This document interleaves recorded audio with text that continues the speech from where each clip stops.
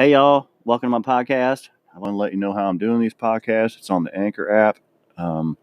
It's super easy. It's super fun. They have all the tools you need. They'll distribute your podcast on, many different platforms, Spotify, Apple Podcast, many, many more. They've got me up to like 6.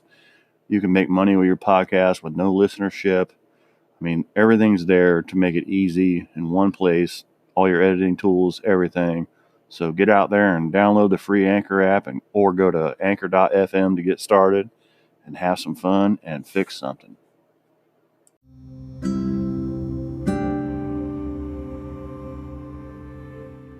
Good evening and welcome to another episode of Jason's Garage. You like that? I know, I'm just being funny. Anyway, there's another episode of Jason's Garage. Tonight I want to talk about, new techs doing their job interviews, because I actually sat in on a couple this week, and it's kind of disturbing how many people aren't prepared for a job interview. I'll kind of just make this, me interviewing the guy, and I'm going to try and be both people, so bear with me. So I'm sitting at the desk and I have all my papers ready, and my boss is next to me and the HR lady's next to me. We're kind of spread out because of COVID stuff, and this guy's on the end of the table, and he gets there.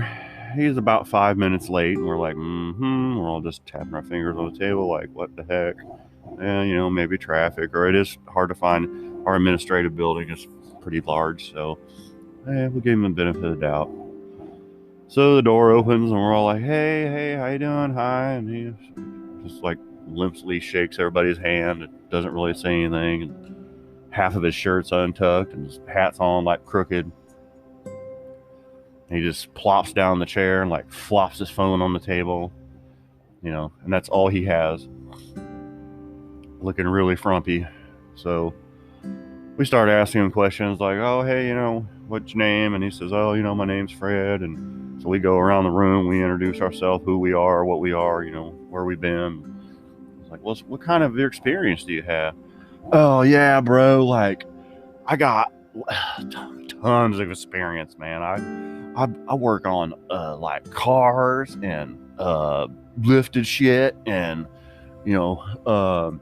low riders and like my grandma's lawnmower, and man, I can work on everything. If it's got a bumper on it, I can work bumper to bumper, everything in between, man. I can like fix everything. And we're like looking at each other and I'm like, okay.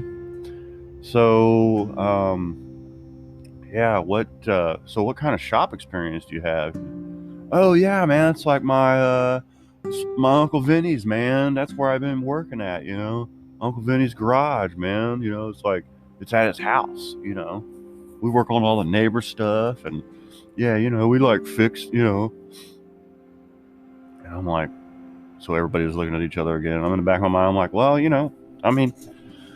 I've worked on a lot of stuff at home with my parents, and like, that helps. It helps. I'm thinking, well, it might be good because it's an oil change, type job anyway. So then, we start explaining like, okay, well, you're going to be doing oil changes and tire rotations and, just mainly maintenance work. Is that what you think you were looking for? Yeah, I thought I was just going to like be working on a car, but yeah, man, if I'm doing that work, I'm going to be like the top dog in your shop, man. I'm going to make you like lots of money, bro. So we're all like, okay. So, all right. Well, next question. Do you have any tools? Oh, tools? Yeah, I can get tools. My cousin, he works in a pawn shop, and so yeah, he's gonna hook me up. So yeah, I'm gonna have like lots of tools. The good stuff, like Snap-on stuff. Yeah, don't worry. I'll have plenty of tools, man. It'll be great. Like, okay, give him benefit of the doubt.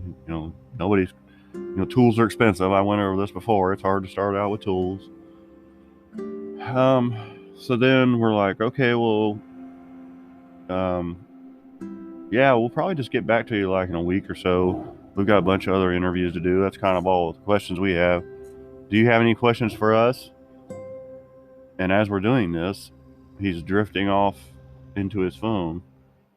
And we're like, hello, do you have any questions for us? Yeah, just like, do I get the job or what? Like, okay, well, like we said, we're going to do some more interviews and we're going to call you back in a couple weeks. Oh, okay, yo, bro, just get at me. You got my digits. And we're like, okay, so you didn't want to ask us anything? That's okay, whatever. So we're all just kind of tapping our papers and looking at each other, and he walks out the door, and we all just shake our head at each other like, this can't be the best we're going to get today. It's got to get better than this. So I guess the fact of the matter is that I'm just going to put out the my tips on doing a good interview. First and foremost, be on time. Don't be late. You should be at least 15 minutes early. If it says it takes you 20 minutes to get there on your phone, leave 35 minutes early, because man, traffic's going to back you up. You're going to get lost, all kinds of stuff. Don't be late. Showing your punctuality, because in the shop you have to be punctual, because literally they've got stuff scheduled every probably 15 or 20 minutes, and it might start the second you walk in the door. As soon as it's time to clock in, say it's time to clock in at 8 a.m., they might have a lady waiting there at 8 a.m. for an oil change and a tire rotation. You've got to be there. So being on time to your interview, that shows that you're going to be on time to your job. Be presentable. Tuck your shirt in. You don't have to dress to impress. I mean, you don't have to dress like to the nines, but don't wear a hat. Tuck your shirt in. Just wear like dress casual. Wear a nice pair of jeans and maybe a nice button-up shirt. Nice shoes. Take a shower, put on deodorant, put on maybe a little squirt of cologne. Smell your best, look your best. Trim up if you wear a beard, trim it up. If you don't, make sure you're clean shaven. Have a list of make yourself a list of tools that you have. Have your resume ready. Even if you haven't worked anywhere, you can at least list down your trade school or your high school, or your maybe you worked on agricultural equipment, maybe you worked in a machine shop, maybe you took these classes in school, not automotive service, but any kind of mechanical work you need to have a little bit of documentation on, which you will if you haven't done anything like that. And you need to be ready to ask questions. You need to make a list of questions about what's the pay, what's the schedule, is there any training, and then they might ask you like a certain scenario, like, hey, you're checking a battery for a draw, you're going to do a voltage drop test, and you're going to test the battery for how many cranking amps is in it and how much voltage is in it. Be prepared to on the fly explain that to them, because they're going to ask you at least one of those questions. I mean, I've been in job interviews where they actually told me, hey, make sure you wear work clothes, because we're going out in the shop and we're going to have stations set up for you to show your work, see if you can you do this? Yeah, well, show us. Light this torch. Okay, no problem. Set the rack on this car. Okay, no problem. Hook an AC machine up. Suck it down, charge it back up, that sort of thing. And then ask about your benefits. Ask about your vacation. Probably not going to get any vacation right off the rip. You're going to have to earn it, but as a technician, you deserve some time off. You deserve paid holidays, and if you're asking these questions and kind of leveraging, or you're showing them that you're ready to make this your career. You're very interested in this, so you want to be part of the team. So that's a good thing. Explain what kind of job you want. Say, hey, I want to grow. I want to learn as much as I can. I want to be part of the team. So, just portray yourself as being someone that's ready to start a career, and they'll be very impressed. That'll be up top on the list. Be calm and cool and collected. Don't fidget around and play with your pen or play with papers or hide in the corner, or don't sound like you're reading off a script. I mean, yeah, you can have some notes over on the side, but be kind of cool about it. Just come up with the responses on the fly and be calm. Look your best. Don't try not to. I know you're going to be nervous, but try not to be nervous as you can. And I just kind of go in there, ready to have fun. But I've been around. I've got a lot of experience. I've got a lot of stories. You'll get there. Believe me. You won't be the guy that's fidgeting around with his phone and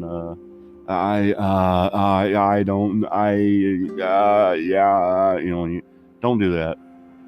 Can't answer a question and say, hey, can we go to the next question while I think about that one? I'll be yeah, sure, because they're gonna have a whole list of stuff. But just be prepared, do your homework. I would go into when they call you for the interview, go into the ad that you applied to and get all the criteria on it, what you need to have, what your all your requirements for the job are, what your tools you need, what the schedule is going to be, what the pay rate, what the base rate is or whatever.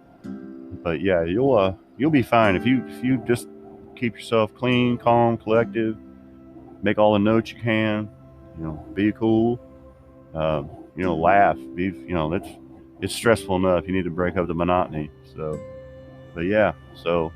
let's all get together and get out there and get some good jobs.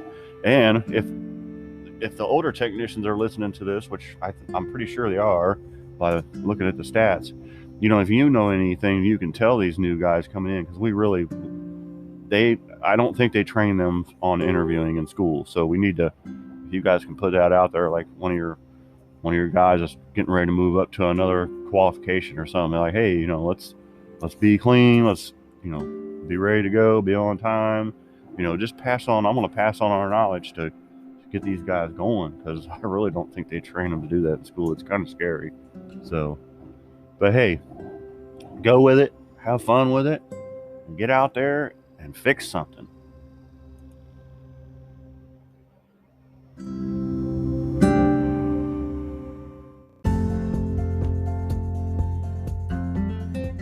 All right.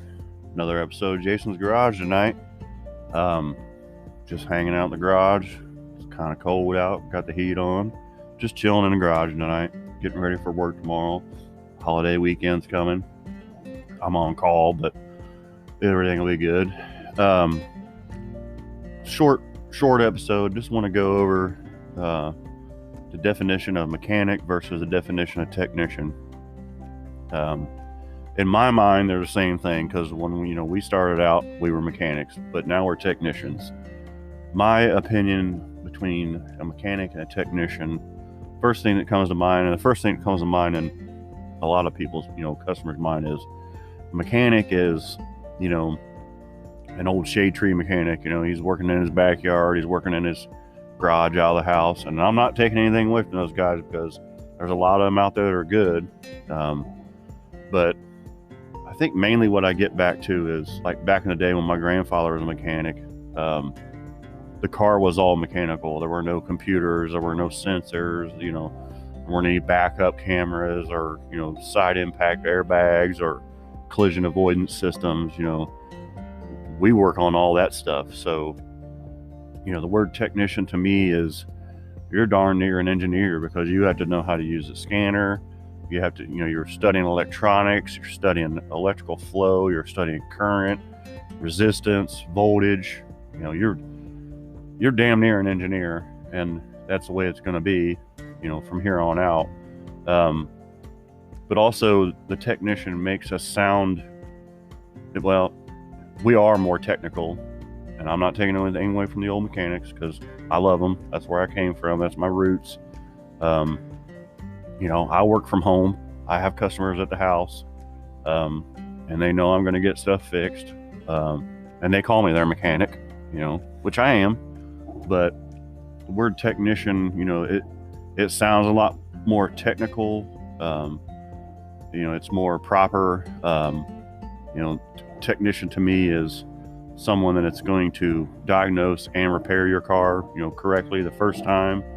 Mechanic might throw a bunch of parts at it, or he's going to be able to do your brake jobs and your normal work, your grunt work.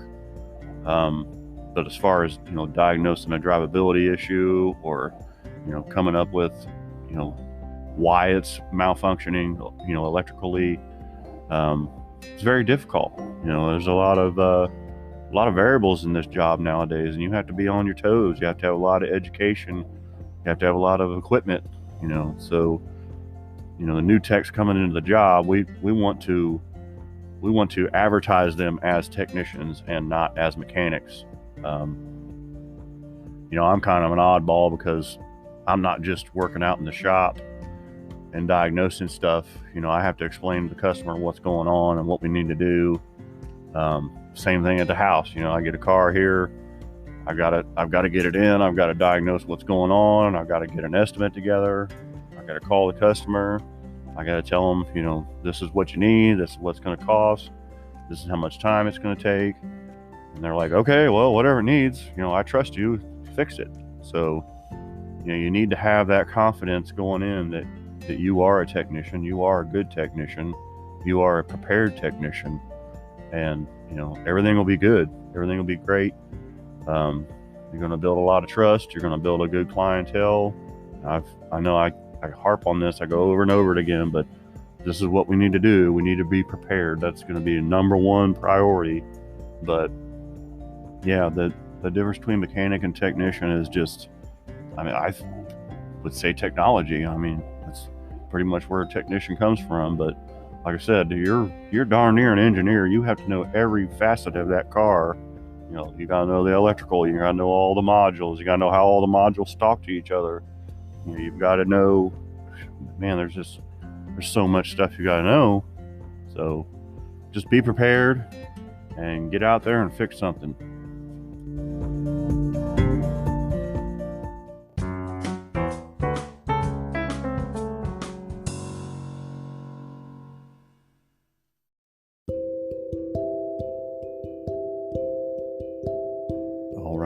All right.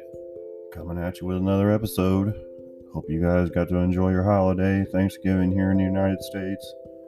I know the pandemic's got everything kind of messed up, so hopefully you got to enjoy some time with a small part of your family. Maybe you split it up like we did.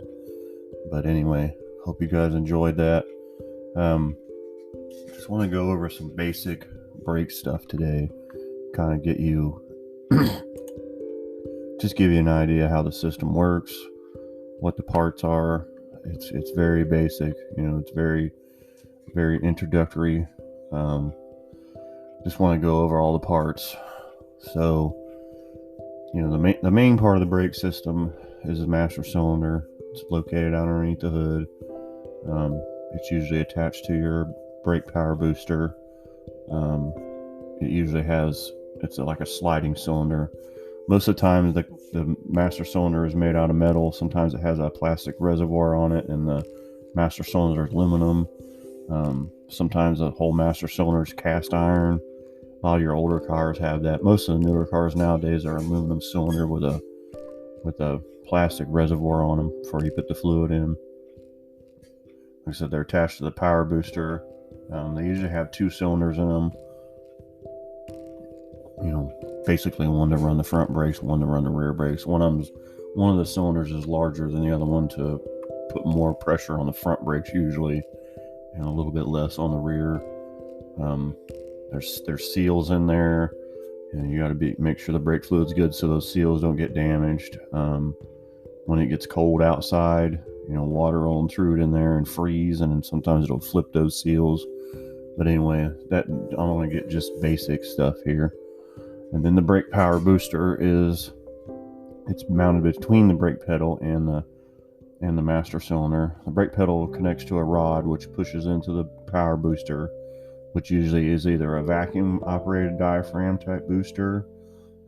Sometimes you'll have hydraulic power boosters, which they call hydro boost, which still run off your power steering fluid pressure. And then a lot of your ABS cars will also have an electric pump that they actually use as the power booster. Not very many of those around. A lot of your European cars use those. So anyway, that's the basics of that. And then from there you'll have the brake lines going usually out of the master cylinder and usually to the ABS block, and then they'll split off to each wheel. You'll have 2 coming out of the master cylinder, and then 4 coming out of the ABS block, 1 going to each wheel. That way it can control the pressure to each wheel. The ABS system, it works on it has a microprocessor, it has a computer. It can measure either all the wheel speeds, or some of them only measure just the drive shaft speed and then the front wheel speed. So that's like a 3 sensor system, and there's a 4 sensor system which has a wheel speed sensor on every wheel. And then when it detects that one of the wheels is much slower or stopping, then it kind of takes over it takes over the braking. So you'll feel the pedal drop out and it'll start vibrating. Well, what it's doing is it's applying and releasing the brake rapidly to help you maintain control. It doesn't mean you're gonna be able to stop any faster, or it's going to keep you from skidding. It's just allowing you to control the vehicle until you can get on a dry patch and get the car stopped safely. Get it out of harm's way and try not to hit anybody or anything. And then you've got the steel brake lines run out of that, and they'll run to each wheel, which they'll usually connect to they always connect to a flexible hose, either one line going to the rear to a brake hose on the rear axle, and then it splits off and runs out to the wheels, or some of them just go to individual hoses on each wheel. And then those hoses connect to either the wheel cylinders directly or via a line if it has drum brakes, or they'll connect to the calipers via a line or directly from the hose to the calipers. And that's what gets your fluid back to everything. Drum brakes are the oldest brake system around. They're real rudimentary. They're real simple. They work well. They just don't, when they get wet or get mud in them is when you have problems. But they do take less pressure to operate. There's about the same amount of parts. So you've got the brake drum, which is the big, cast iron looking round drum. When you pull the wheel, obviously this big cast iron thing that's slid over the wheels, and you can't see anything until you take that off. So when you slide that off, you're going to see the brake shoes, which are big curved metal pieces in there, and they've got the lining on them. And there's going to be some springs and little hold down pins, and then usually at the top there'll be a little cylinder. It'll usually have a little boot on either side of it, and a little stud sticking out that connects to the shoe, or the shoe will have a little ear that pokes into the wheel cylinder. And that's what, when you push the pedal down, master cylinder forces fluid out, which gets into those wheel cylinders and then forces them out, which puts the shoe, applies the shoe to the drum, which creates friction, which that's what stops the vehicle. Like I said, they're real rudimentary. They're real simple. Just check your wheel cylinders for leaks. Check the thickness of the lining. You're also going to see usually at the bottom there's going to be a little round wheel with little teeth on it. That's your adjuster. That's your self adjuster, and there'll be a little lever. And theoretically, when you back up the car and stop, it rocks the brakes, and then that little lever comes up and clicks the little teeth on the wheel, keeps those shoes adjusted out to the brake drum, reducing the distance between them. You don't want them really super tight because then it'll get too hot, but you want them just the right thickness where there's a little bit of drag, and then the car will stop better, have a lot better pedal feel. You're going to need to go into the manual and see what the thickness of the shoe needs to be when it needs to be serviced. You're also going to see another arm in there, usually on the back or the front of the shoe. It's usually the rear shoe, the shoe towards the rear of the vehicle, and there's a cable. And that's the parking brake lever, and then the parking brake cable. That's a manual brake, so when you park, you pull the handle up, it pulls on cables, which pulls those levers, which applies the shoes. A lot of times, they'll get all sticky and gummed up and rusty, and they won't work very well. But if the parking brake's not holding the pedal is going way down or the handle's coming way up, that's indicative that the brake shoes need to be adjusted. A lot of people adjust the cable, and you really don't want to do it that way. You want to adjust the shoes to the drum, not the cable on the handle or the pedal. Then we'll go to disc brakes. Disc brakes are common on everything now. Most of the cars have them all the way around. It's a big piece of metal with the caliper wraps around it. You've got a brake pad on either side of it. It's all exposed. You can see everything. Usually they only have one piston. Some of them have two. Some of them have four. I've seen up to 6 pistons on them sometimes, so you've got to be kind of aware of that. And then when you get ready to replace the brake pads, you need to push those pistons back into the caliper, back into their bore, and always try and get the bleeder open on that when you're on the caliper, when you're pushing those pistons back in, so you're not pushing dirty fluid back in the system, and especially back into the ABS block, because the solenoids and the pistons and stuff in that, they don't like to be dirty at all. That'll cause a big problem. Yeah, that's pretty much it. Oh, on the disc brake cars, on the rear brakes for the parking brake, the rotor is actually a rotor and a drum. On most of them, there'll be a little set of brake shoes that the rotor slides over, mounted on the axle, and it's just like the parking brake on the drum brakes. It's all mechanical, and it's just really small.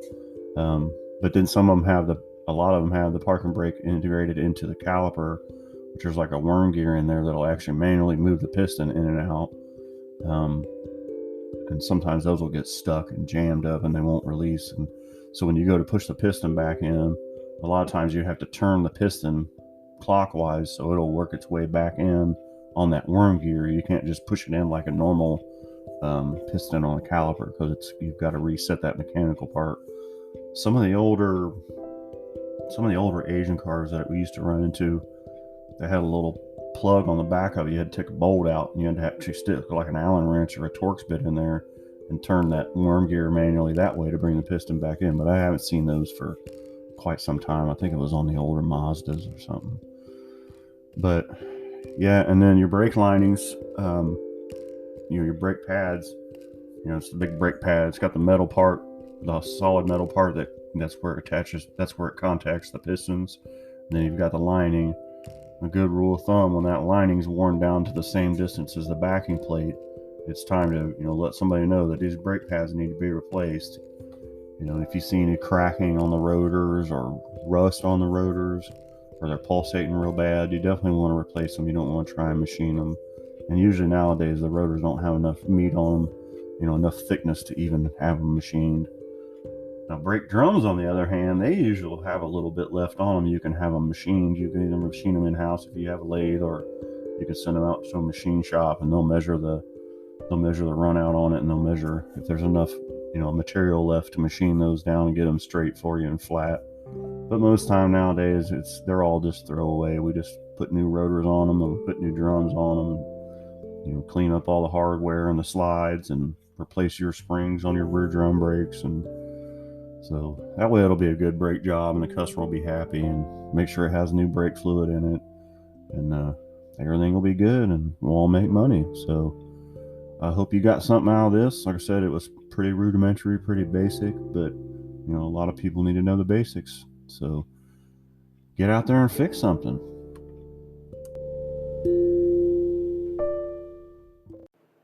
Hey y'all, welcome to my podcast. I want to let you know how I'm doing these podcasts. It's on the Anchor app. It's super easy. It's super fun. They have all the tools you need. They'll distribute your podcast on, many different platforms, Spotify, Apple Podcast, many, many more. They've got me up to like 6. You can make money with your podcast with no listenership. Everything's there to make it easy in one place. All your editing tools, everything.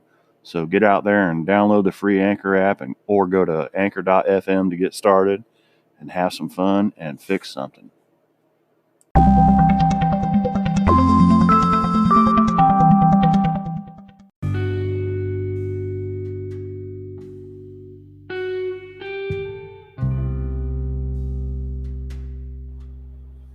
Hey guys and gals, just a little short snippet tonight.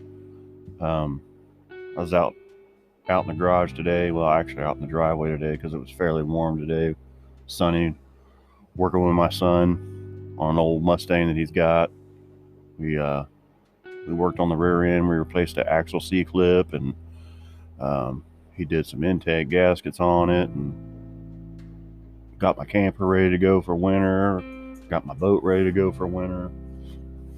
It was a really good time, and I enjoyed it. And I know that we won't get to do this all the time, much more. He's getting older. He's getting ready to go to welding school up north, and so I just want you guys to get out there with your kids if you can. If you're a young guy, maybe go. If your parents don't work on cars and you want to work on cars, find a neighbor. My neighbors worked on race cars when I was a kid. I used to hang around with them and just watch, hang out, throw them wrenches, learn new curse words. It's something you'll cherish, something you'll really remember. It'll keep you, it'll keep you young, and you learn stuff. So I just want everybody to get out there and learn something tonight or tomorrow or whenever you can. Like I said before about buying an old junky car to take apart, that's pretty much what this thing is. It is beat up. Somebody tried to wrap it around a telephone pole and didn't do a very good job, but my son he's taking it apart. He's learning things. I'm showing him things. It was really, really fun. So I just want to encourage you all to get out there with each other and, do some bonding, learn some new things, meet some new people, and just have fun with it. So get out there and fix something.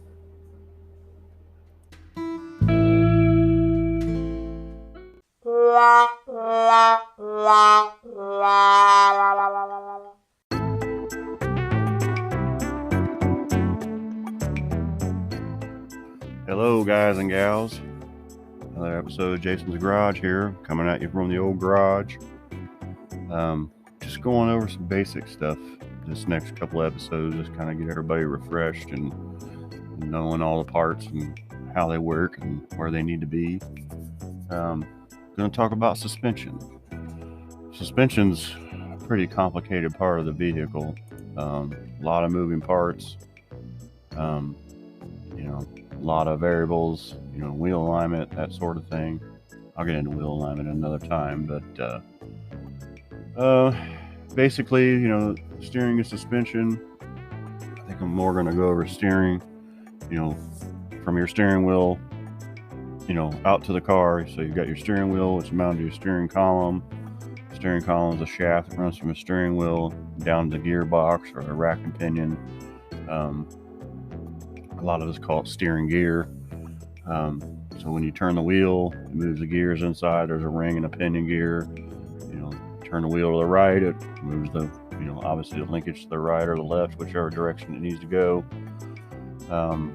You've got tie rod ends. You've got, usually on your rack and pinion, you've got an inner tie rod end that's sometimes actually part of the rack and pinion. Then you've got outer tie rod ends. That's where it connects out to the spindle on the wheel. That's what turns. It's got a little knuckle joint, like a ball and socket deal, so it can pivot and go up and down when the car is moving and turning. You've got ball joints. They're a real important part of the system. It's another ball and socket assembly. It attaches a steering knuckle to the suspension system, and it also allows for pivot and movement when the car goes up and down and when you're steering it from right to left. You've got your coil springs, usually on front wheel drive. On most cars, the front has coil springs. You either have a coil spring and a shock absorber separately, or you're going to have a strut, a McPherson strut, which actually came from airplanes, believe it or not. But it eliminates, most of the time it eliminates the upper ball joint, and the spring is actually mounted onto the shock, and then the bottom of the strut mounts to the spindle. Kind of eliminates one ball joint, but sometimes they still have upper ball joints and lower ball joints, and upper control arms and lower control arms. The lower control arm usually connects to the frame of the car, and then the outer ball joint, the outer lower ball joint, will connect to the spindle, and the spring usually sits in there. If it doesn't, then it'll just connect to the spindle or the knuckle, the steering knuckle. That's where your wheel is. And then the strut will connect to the top of that, and that's where your spring is. The ones that have coil springs, the springs usually attached to the lower control arm. And then you've got your upper control arms, your lower control arms. You've got, there's so many parts of these things. A lot of the cars will have multiple ball joints on the lower. They'll have the lower control arm will be in like 2 or 3 pieces. It'll just be like a little wishbone. Then you'll have some cars have strut rods, which will either go from the frame to the control arm. That keeps the control arm from rocking back and forth like when you're braking. There's just lots of parts. You've got to be very careful when you're inspecting these things. Do your due diligence, look up what's going on with it, if it's a multi-link system, if it's a strut system, if it's a shock system.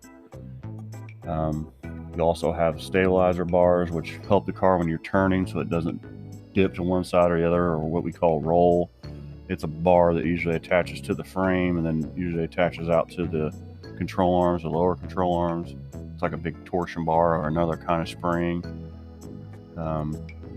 Some cars have coil spring suspension on the front. Some cars have leaf spring suspension on the front. Some cars have torsion bar suspension. Some have airbags that actually, the car rides on air. It doesn't actually have an actual coil spring or a torsion bar or leaf spring. A lot of your Lincolns have that. Most of your cars are coil spring. A lot of your trucks will have, most of the trucks on the road now have rear leaf springs for the suspension, just for the simple fact that they're simple and they're long. They connect in front of the axle and in rear of the axle to the frame, and then in the center to the axle. They help keep that rear axle straight. They're really stable. They're really heavy, but they're and they're primitive. They've been around forever. All the old cars started out with leaf springs. And then you've got your shocks and your struts. Your shock will just be a normal, just a shock pretty much. Sometimes you'll have specialty shocks, which the springs will mount to. They won't call them struts, but they'll call them specialty shocks. That's where you've got to take the spring off the shock and put it back on the specialty shock. Same thing with the McPherson strut. A lot of times you'll have to change the coil spring on it. It's very dangerous. You've got to pay a lot of attention. Make sure you have all your safety, all your safety pieces are involved and attached, and you're really paying attention with what's going on. You want to load that spring as little as possible to get that strut out of there, because man, I've seen some bad things happen on strut, on coil spring repairs on struts. Luckily nowadays you can buy what they call a quick strut or a super strut, or everybody has their name for it, but it'll actually have you've got the strut, and then you've got the coil spring, and then you've got the upper mount, which sometimes we call them bearing plates. And luckily nowadays you can buy them where they're already assembled. They're in the box. You just unbolt the old unit and bolt that unit back in, and you don't have to fart around with the springs, which is a nice thing. What I usually do when I'm inspecting the front end is I'll jack the car up so the weight is on the suspension. So I'll actually have the lift or the jack under the lower control arm, so the weight of the car is on the spring. It's not on the frame where all the weight's off of it. I'll start wiggling. I'll grab the tire on either side, front and rear, and wiggle it back and forth. Check to see if there's any play in the tie rod ends or the wheel bearing, or any of the steering linkage for that matter, or the rack or the steering gear. And then I'll grab it at the top and the bottom and wiggle it back and forth, and that'll show you where in the bearing or play in the ball joints. A lot of times you can take a pair of pliers, like a big pair of channel locks, where the tie rod ends go on into the knuckle itself, and then the bottom part on where the bleeder is, or where the zerk fitting is. Well, hardly any of them have grease fittings anymore, but if they do, you need to make sure you keep those things lubed up too, because they need grease in them to work. But I take that pliers and I squeeze it. If there's any play in it, it's probably about time to replace that stuff. You want to look for bent parts. You want to look for rusty parts. Any kind of damage from hitting a curb or something. You can have a tie rod end bent just a little bit, and it throws the alignment off. And then when you go to set the alignment, you start turning and it's bent. It's all wonky and out around. You need to replace it with a good straight tie rod end so you get an accurate alignment done on it. I'll go into alignment stuff later. That's a pretty another complicated part of the car, especially nowadays. But I mean, that's pretty much the basics of it. You've got you have some kind of spring device. You have all your steering linkages. You have your ball joints, your sway bar, your sway bar end links, which are usually some of them are little ball sockets. A lot of them are just like a shock bushing, a metal stud with a bushing on either end, so it's quiet and it's smooth when it's riding down the road. Like I said, some of them do have little ball joints in them. You got to be careful with those. If you spin them too much, you'll wear the bushing out in them trying to get them apart. I always recommend replacing those ball joint type ones, especially if you're doing struts or something, because you're going to tear one up taking it apart. Yeah, pretty much that's it. I mean, you want to look for, obviously you want to look for tire wear. If you've got a tire that's all chopped up and the tread's real uneven, looks like a gator back, that's indicative of a worn suspension part or a worn out shock. It's not keeping the tire planted on the road. It doesn't have enough pressure to hold everything down. And it's just, I know you've probably seen a car going down the road and the tire just bouncing away. That shock is dead and it's just killing that tire. You want to look for wear on the outside of the tire or on the inside of the tire. That's definitely an alignment problem, or you've got a suspension component that's worn out.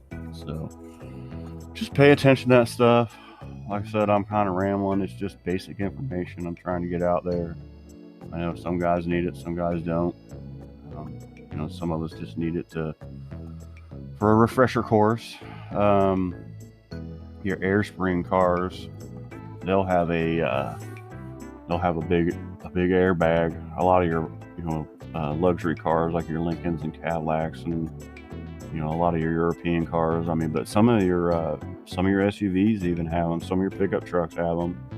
You gotta inspect that bag, make sure it doesn't have any holes in it or it's getting dry rotted. There'll be a level sensor, so it knows when the car's too low, and it automatically pumps air into the system. It's got its own air pump up underneath the hood.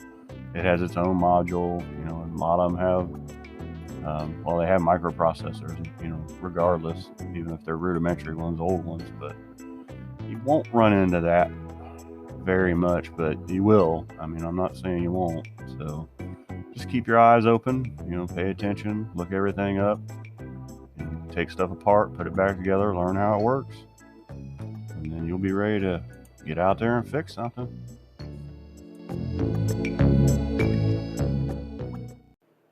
Hey y'all, welcome to my podcast. I want to let you know how I'm doing these podcasts. It's on the Anchor app. It's super easy. It's super fun. They have all the tools you need. They'll distribute your podcast on, many different platforms, Spotify, Apple Podcast, many, many more. They've got me up to like 6. You can make money with your podcast with no listenership. I mean, everything's there to make it easy in one place. All your editing tools, everything.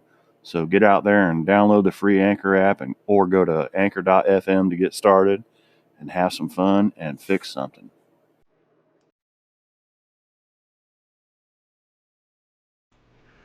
Hey guys, coming at you from the garage again. I had a little scenario happen today. I haven't been feeling well. Like I said, I probably sound like I'm drunk, but I'm really not. I just haven't really been feeling well at all. Went to go, I called off work Friday. It's Sunday. I decided, man, I need to go get checked. Where can I go? So my wife and I looked on the internet and we found, there's numerous places, but nobody had any appointments available. So I found one place. It said, no appointment required, no referral required. Just, come down, call us when you get here. We'll get you in, no problem. So I didn't just listen to their message. I called them personally and, got whoever on the phone, the nurse, I don't know, the nurse's aide. I don't know who it was, but she said, yeah, come on down. Come on down. And when you get here, let us know you're here and we'll give you further instructions from there. So I was like, okay. It's like 15 minutes from the house. I figured, hey, I'm going to, I'll drive down there. It's all good. So I drive down there. Like I said, it's like 15 minutes from the house. No big deal. I don't mind driving, but I just feel like crap. And I get there and I haven't had a fever, but I've had a sore throat. I got this rash on my neck. I've had a hard time breathing, which I have asthma issues anyway, and I've got, diabetes and blah, blah, blah. I'm overweight, I'm old. So anyway, I get there and I call in and they say, well, did you do the teledoc thing? And I'm like, no, it didn't say I had to do that. I just did this little survey that said, take this survey and then this will, determine whether you need to be checked or not for COVID. And it comes up, yes, call us, get it done. So I did. And, I drove down there and called them. And she asked me that question and she says, okay, hold on. So I'm on hold for like 5 minutes. After I was on hold for like 5 minutes listening to the whole press 1 for this, press 2 for that, press 7 for this, press 19 for this. No, I'm just kidding. I'm ranting. But when she comes back and she asks me some other weird question, like something about that I have a referral from my doctor. And I'm like, no, I told you. And I read on your website that we don't have to have a referral from them. She's like, okay, hold on. So then she comes back and she's like, well, you didn't meet all the criteria. So anyway, we're full anyway. I'm like, okay, well, why didn't you just tell me that anyway? Tell me you're full, and then, I wouldn't even came down if you would tell me you're full. I called you personally and asked. So she was like, well, we don't know who you talk to. Yeah. I'm like, well, okay, fine. I'm not taking anything away from the healthcare system. My wife works for the healthcare system. They're totally, they're overbooked. They're overwhelmed. They have no rooms, no beds. I mean, their system is completely taxed. So I'm like, okay, I'm just going to go home. So, I go home and now I can't get an appointment till tomorrow at like 12:25, 25 minutes after noon. And then they tell me, well, it's going to be 48 to 96 hours before we can even give you test results.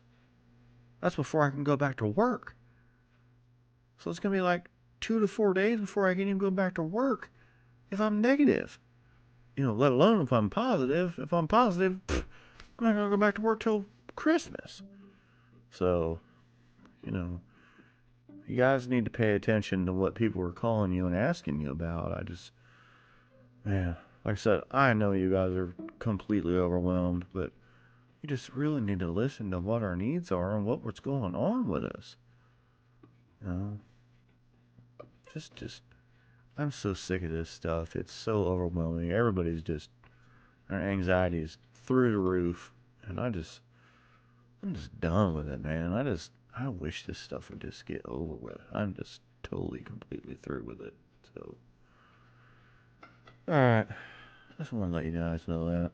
That's what I'm going through, and I just don't feel good at all. So, peace, love, and good happiness stuff.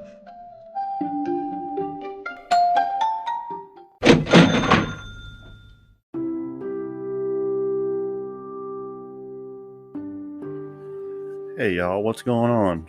I know it's been about a week since I put out a podcast. Been really busy.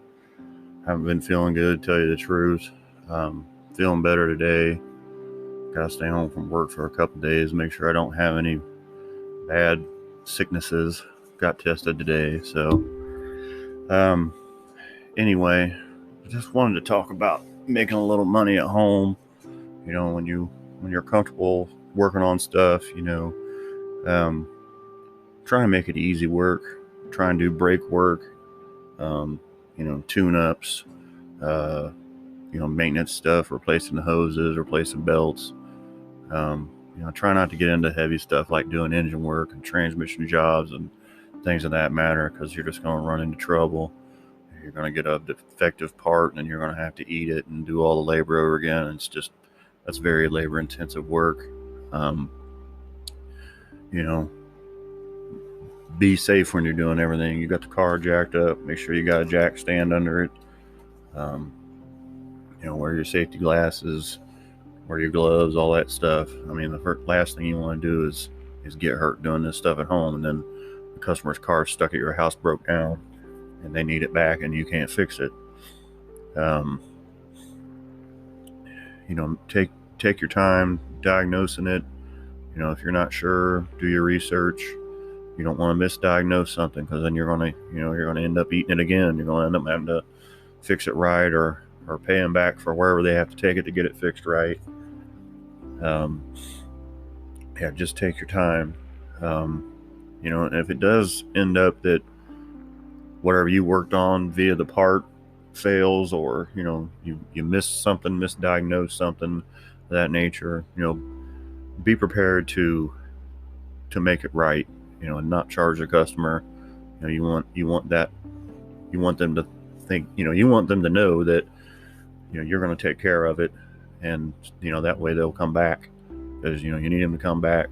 You need to build a rapport. Price your labor accordingly. Make it worth your while. Don't do a brake job for $20. That's just not worth it. Labor rates now in the shops are up over $100 an hour. So, you're safe charging half of that, $50 or $60 an hour, as long as you're doing the work correctly. And that way, if you do have to redo something, then, it kind of covers your butt as far as having to redo the labor. Time's money, money's time. Let them know up front, hey, this is what I charge an hour. I'm going to look it up in the flat rate book. I'm not going to charge you my time, because it may take me longer than what the book says. Make them feel like they're getting a good deal. Because they are, because you're doing it at home. You're saving them half the labor time. Mark your parts up a little bit, because you're going to have to go, you're going to have to do the research. You're going to have to look up the parts, or call the parts house, or go to the parts house. And then after you look at the stuff up at home, you're still going to have to go to the parts house, even if you order it online.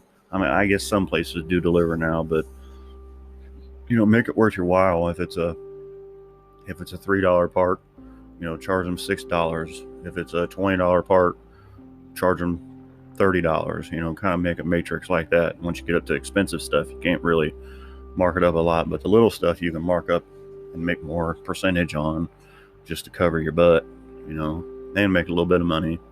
And you're still saving them money, because the parts, the garages are going to mark up their parts, 300 to 400% regardless.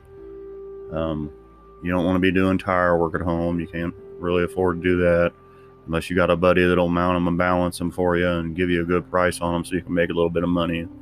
Not much markup in tires, unfortunately. Doing just oil changes at home, you can't really make a lot of money, because you're not buying the material in bulk. You're not buying 55-gallon drums of oil and cases of filters. So it's really hard to do oil changes. I usually don't do an oil change unless I'm doing something else, not to sound uppity or, like I don't need to be doing it, but it's really not worth your time to just do an oil change. You can, you're going to tell them $30 or $40 for an oil change, and they're going to say, well, heck with that. I'll go to, one of the big box stores and get it done for $20. So, keep that in mind. But then, like I said, if you're doing a brake job or something and they say, oh, can you do an oil change? Well, sure, because I can be draining oil while I'm working on something else, and make a couple extra bucks, but I don't like doing them just by themselves. And if you can afford it, kind of pass on a warranty like brake pads. Say, hey, if these wear out in less than 2 years, I'll replace the brake pads. I'll just have to charge you labor. A lot of your parts houses will give you a 2 or 3 year warranty. Some of them are even lifetime, but I wouldn't say lifetime, because then they'll come back 10 years later and want you to do it for free. And so I would just say like 2 years. That's usually what I do. when you're replacing your hoses and belts, say I'll give you 90 days. If these things fail, then we'll replace them for you. And and make sure you pad your estimate a little bit too, because you're going to have to buy brake fluid and brake clean and antifreeze and towels and gloves. You got to kind of plan for buying shop supplies too while you're at it. You got to buy greases and sealers and whatnot. So yeah, always kind of pad yourself, maybe, I don't know, 5 or 10% of whatever the estimate is. Add that to it just to cover the cost of, you got to pay electric bill at your house. You got to pay the water bill that you're using, and like I said, all the extra chemicals that go along with it. So, but it can be done. You can make some pretty good money at home just doing easy stuff. Everybody's happy, So just just when you're comfortable doing it, don't do it if you're not comfortable, because then it's going to bite you in the butt. But yeah, just get out there and fix something, make a little bit of money.